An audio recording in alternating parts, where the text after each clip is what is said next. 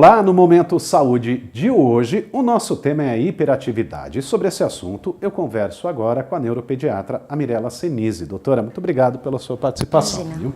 Bom, primeiramente, a hiperatividade, ela é uma doença e, se for, ela é comum? É bem comum. Hoje em dia tem se falado muito nesse assunto, né? Então o TDAH, ou o transtorno de déficit de atenção e hiperatividade, vai atingir em torno de 5 a 6% da população infantil. Mas tem se falado muito, as pessoas têm aumentado o conhecimento sobre isso, então cada vez mais a gente tem feito um diagnóstico. E como identificar, né, essa doença e quais são os sintomas? Na verdade, a gente tem que lembrar que nem toda criança agitada possui hiperatividade. Mas confundem. Confundem, né? É por isso que é importante um profissional avaliar.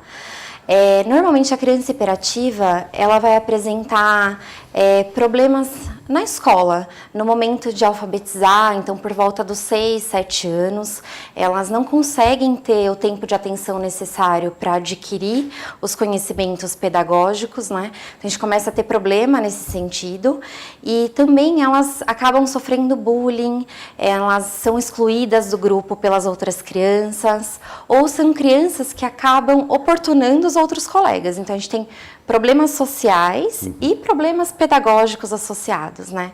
Antes dos 6 anos, é difícil a gente dar um diagnóstico de hiperatividade. Mas a participação da coordenação escolar e dos professores é importantíssimo.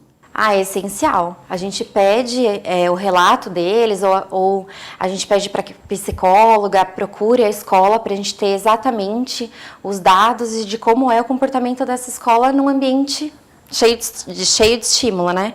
Então é essencial. E esses sintomas são semelhantes no sexo masculino e feminino?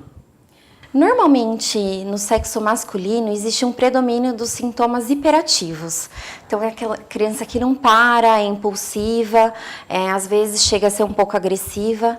Já em meninas, os sintomas que predominam são os sintomas de déficit de atenção.